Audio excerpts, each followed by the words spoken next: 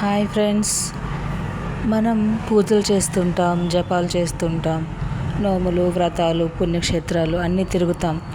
భక్తిగా ఉన్నాం అనుకుంటాం, మంచిగా ఉంటాం. పాపం పుణ్యం వీటికి జాగ్రత్తగా ఉంటాం.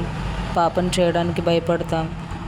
పుణ్యం చే పుణ్యం వస్తుంది అంటే ఏ పనైనా చేస్తాం.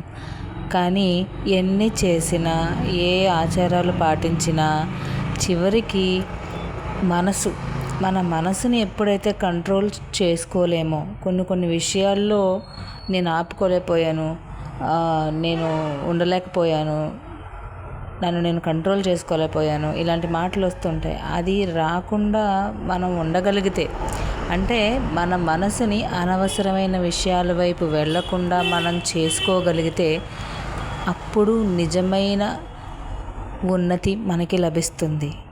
ఎందుకంటే ఎంత చేసినా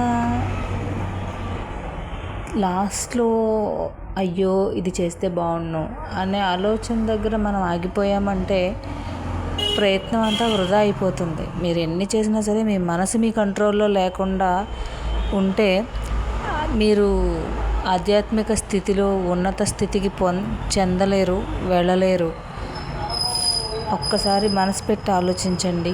మనసుని మీ కంట్రోల్లో తీసుకోండి, హృదయంతో చేయండి. Take care friends.